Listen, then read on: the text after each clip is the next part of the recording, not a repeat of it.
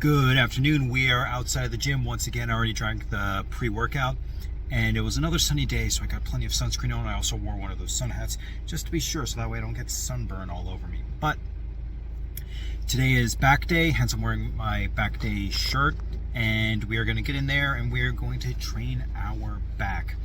And when we're done that, we're going to get into our actual clothes for the day, not our work clothes and not our gym clothes, but our actual clothes we're going to be wearing for the rest of the day, which is just a Sonic the Hedgehog shirt, black pants, and a denim vest. Because here's the thing, that denim vest would look great if I was in Poultrygeist. Man, if only I was an extra in Poultrygeist and I had that denim vest, that would have been exceptional. But I don't think I was old enough to be in that movie when that masterpiece was made. I did see the Toxic Avenger remake though. That was pretty good. Pretty awesome actually. Toxie rules. Anyways, let's get into the gym. Let's train some back. I'll catch you guys there. Pew. And today, ladies and gentlemen, I wanted to talk about fasting. Why not? It seems like an interesting thing to talk about. Now, fasting is something I've always been kind of doing unofficially, but recently I was actually talking to my coworker, and he does a 16-hour fast where, he doesn't eat when he sleeps, obviously, and then he won't eat for another 8 hours. And that's kind of what I've been doing inadvertently, but now I've been kind of more genuinely thinking about it. The reason I've been doing it, honestly, is because I feel like I actually have a little bit more energy, at least throughout the work day, because my body's not so focused on breaking down a lot of food and a lot of carbs and all that stuff. Obviously, with healthy food, it's not that big of an issue to think about, but my body feels like it's getting rid of the toxins, kind of like an oil change whenever I do a cleanse of sorts or a fast, just letting my body clean itself out completely with some water and maybe some black coffee and some greens powder, mind you, that I got at a pretty affordable price, all things considered. But just letting my body break everything down and then reset itself before I add in some new, fresh food to it. And I feel a lot better too. I try not to let the first thing that hits my stomach be any form of junk food either, or a heavy carb. Normally a light carb, honestly. No macaroni and cheese, even though that is fun to eat every now and again. No pastas, kind of just like a light grain, or maybe even a protein bar or something like that. Some fruit even, just so that way my stomach gets something simple and easy to break down, and it's not weighing me down trying to digest all this new sudden food into my system. But that's neither here nor there. I actually really do enjoy fasting because I feel like a genuine sense of energy. And again, I think that a lot of that comes to I don't have a bunch of breakfast food in my stomach trying to be digested and broken down. I am just awake. Obviously, you need to eat. You need food to digest to give yourself energy. But a fast every now and again can be useful. I just got out of the gym and I wanted to let you all know that Sonic the Hedgehog supports Christian Girl Autumn. So I'm officially back home and not the best lighting. It doesn't matter! But I finally got supper. Some good fucking food. Gonna be eating that. And I also have protein powder that finally came in. Now is the pump. I got some American chicken bunker for dinner, and I'm excited to eat it because I haven't had American chicken bunker in a while. We produce only high-quality, chicken-flavored foodstuffs.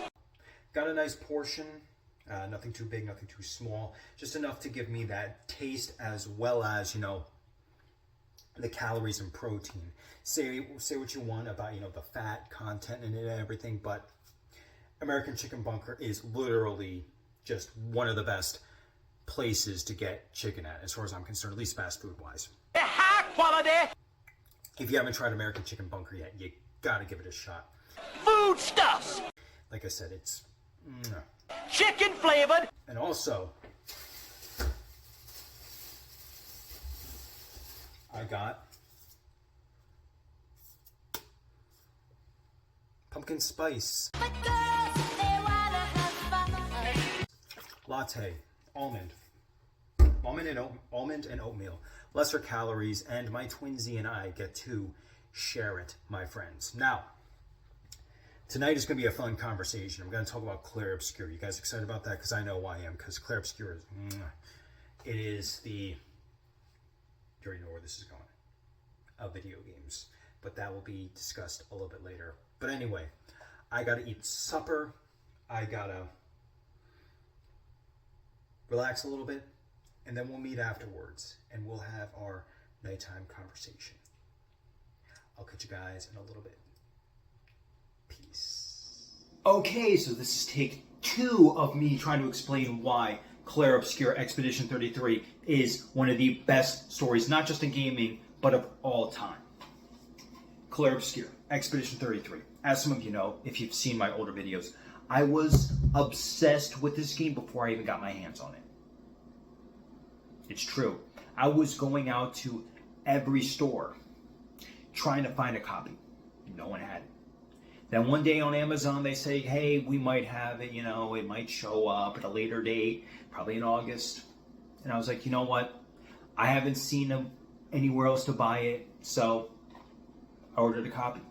Because I remember when I saw Happy Console Gamer's review for it. And my brain just went, I need to play this game. And it wasn't that he was just giving it a good review. He gives it a lot of great reviews to a lot of good games.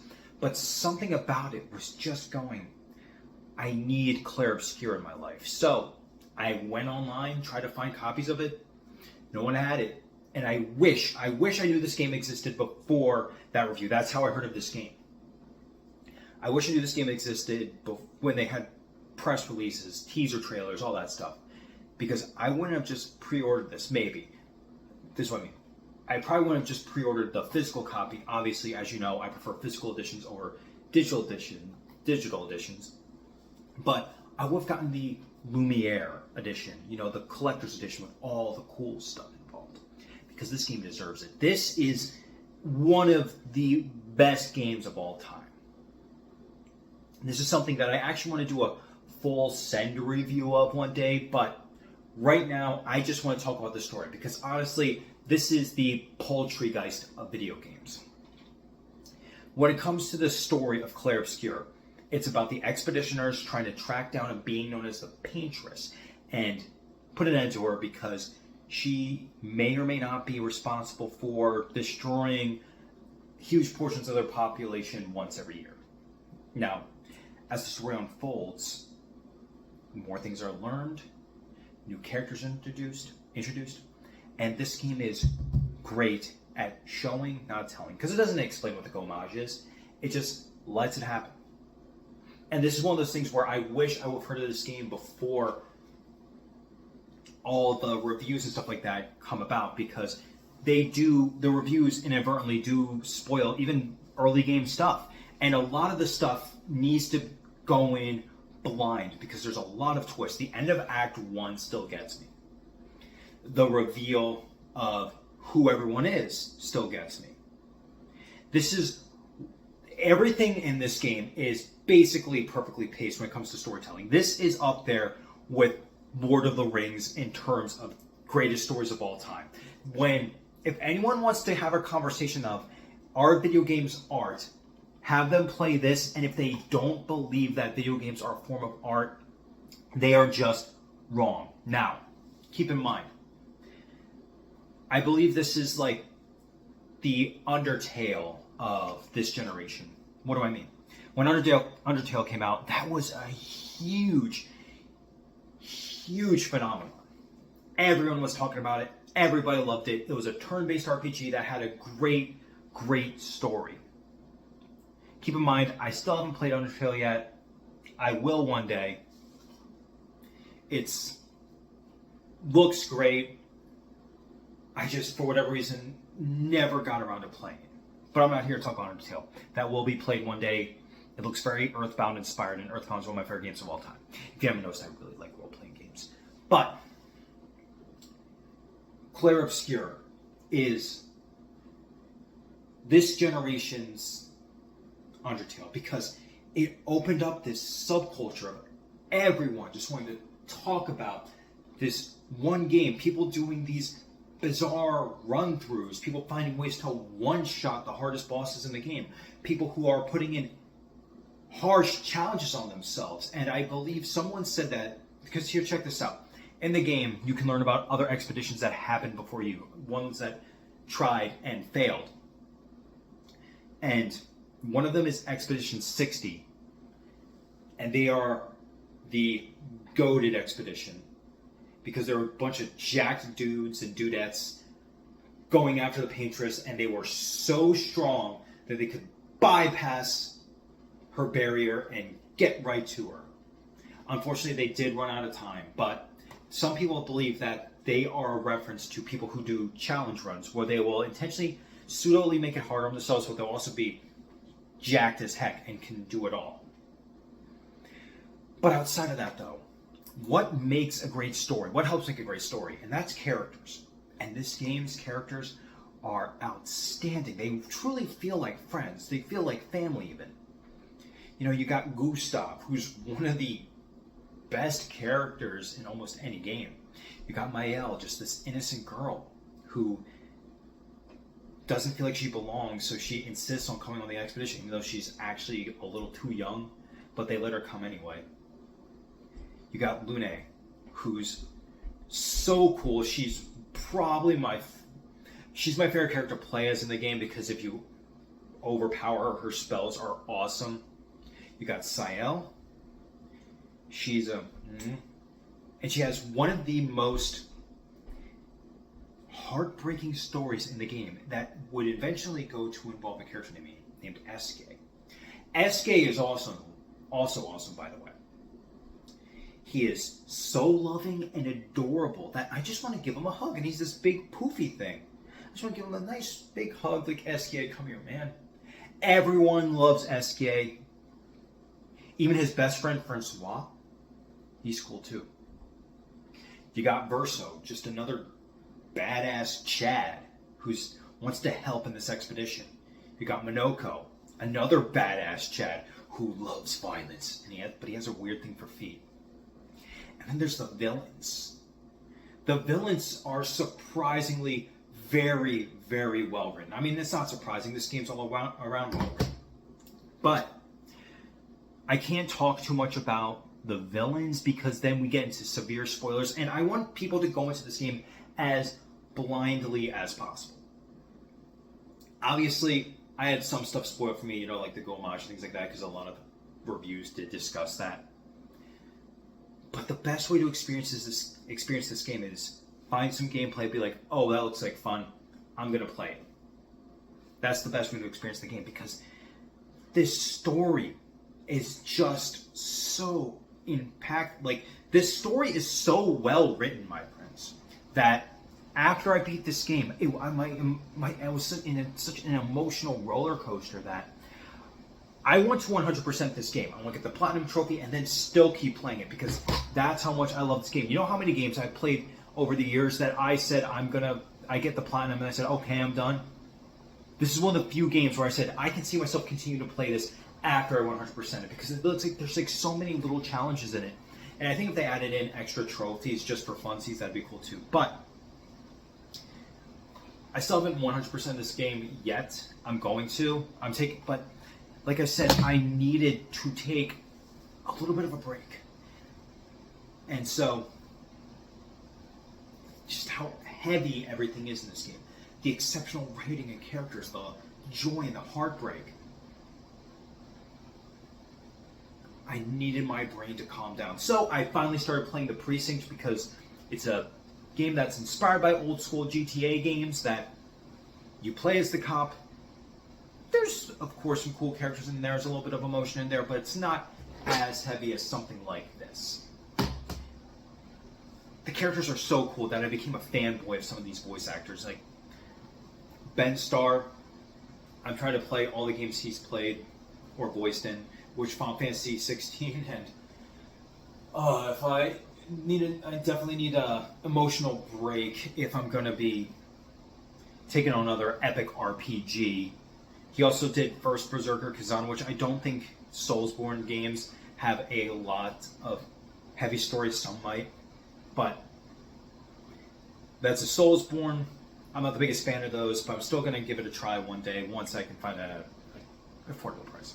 I mean, here's the thing about that game, though. It came out relatively cheap. Like, I think it was like 50, 60 bucks. Maybe. But anyway. And, like, here's the thing, though. This game has set such a high standard for me when it comes to stories and games. Check this out. 50 bucks. I pre-ordered the game Lost Soul aside, and everyone's saying it's a mid-game at best. I wound up canceling my pre-order because they said it kept getting delayed. So I said, forget it. And not just that, there were no reviews, and the reviews that did eventually pop up said everyone just said it's fine. That game cost more than this, and everyone's just saying it's fine at best. Like, I'm sorry, but Clair Obscur has officially set the new standard. If you're going to be charging that much, you have to be at least this quality. I mean, here's the thing, though. You can't equate everything to borderline perfection, but it's not just pricing. I also started another RPG called Scarlet Nexus. It's a fun hack and slash RPG. That's the type of stuff I was talking about a while ago. The type layer, I want more action games that are more, fast-paced action and not dodge, parry, block type thing. And the combat in that game is a lot of fun. But its story, maybe it gets better throughout the game. I don't know. I'm still in the opening hours of it. It just doesn't compare. It's not even close. And here's the thing, you don't need to be overly, you don't have to be this thorough of a story. You just need a story that's solid. And this game is so good it could potentially ruin other games because of how much love and care you can tell went into this. Now, of course, not all games I'm going to be like, oh, they need to have this exceptional story. No, but something like Astrobot, Banjo-Kazooie, games like that, 3D platformers, even though that'd be awesome if they went full send and tried to give you a completely deep and heartfelt story. That's something that can actually give the Sonic games a little bit. Even though sometimes the games aren't the best, they will at least try to tell a serious story, given that there are video games about a blue hedgehog and his anthropomorphic friends and an overweight doctor.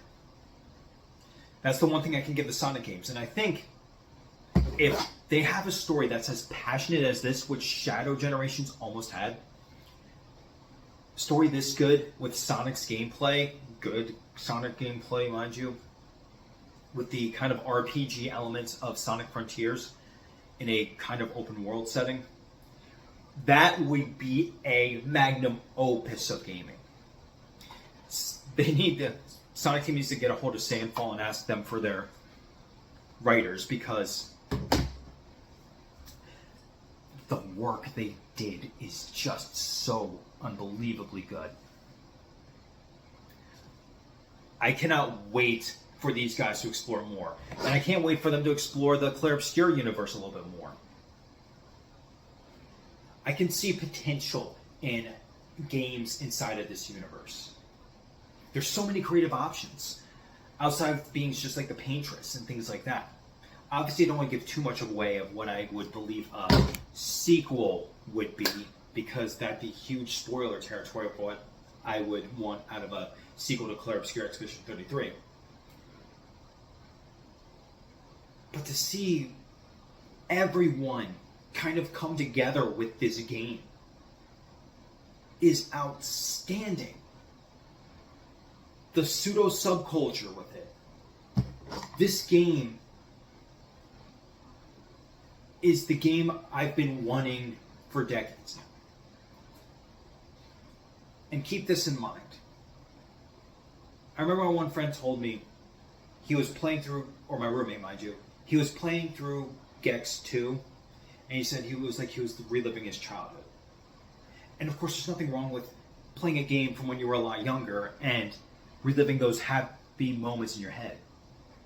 But I think it's better to find a game that gives you that childlike sense of wonder when you found that just random game that you found on the shelf and said, brain goes, oh my gosh, I'm in love with this. Like when I found Persona 4 for the first time. Or when I was a lot younger, watching my older brother play Star Fox 64 and having that first moment of me, at least first moment I remember, of me being scared when Andros first shows up. You have his face going like, you know, that laugh. Me screaming and running out of the room. Stuff like that. And Clair Obscur, Clair Obscur doesn't have anything like that happen in it. There's scary and heartbreaking moments in the game, but Clair Obscur is that feeling of the child-like sense of wonder. That game that you just kind of randomly find, you play, and you just feel everything. You feel joy when you get those parries down. You feel heartbreak throughout the events of the game. And you fall in love with all the characters. And that's why I say this is a masterpiece in storytelling. This is not just a video game. This is a work of art. Pure work of art. This is a game that everyone should play. And that's why I'm actually kind of excited for a Clair Obscur movie. Because video games aren't for everybody. But I want this story to be experienced by everybody. If they make a movie, I want the movie to be great. Not just good, great. I want it to be a masterpiece. I want to feel like how I felt when playing this game, when watching that movie. Because that's how good this story is. I would love to see a novelization, a graphic novel, something. Because this is something that everyone should experience. And here's the thing, this game has easy, normal, and expert. If you play it on easy, that's fine. Because turn-based RPGs, especially this type where it's like reactionary, dodge, parry type thing, you're still going to get the same story as the rest of us. And this is a story everyone needs to experience. It is that good. No skipping cutscenes. No, nothing. Even when I replayed this game on New Game Plus, I am not skipping any cutscenes. I'm going to do this again from scratch. I mean, not from scratch, like I said, it's New Game Plus, but it needs to be shared and experienced by everyone. That's how good this game is. Like I said, it's not just the gameplay, because the gameplay is just the cherry on top. If this was an animated movie or a live action movie that was obviously made well, I'd still be saying the exact same thing. This is one of the best stories I've ever experienced. Obviously, all the acting, the directing, action scenes would have to be solid too. But in the package they put here, truly, honest to God, truly, this is one of the best stories of all time. Full send, end of sentence, period. Everyone needs to experience this. And if you don't like video games, watch a live stream of someone playing through it. Watch Admin's Gold's live stream. I'm pretty sure he played through the whole game. And you get to have this fun riffing with it too. I cannot recommend this game enough just based on the story alone. Again, it's something everyone should experience. Whether or not they make a movie, whether or not they make a book, whether or not they make a graphic novel, whether or not they make a TV show, I don't care.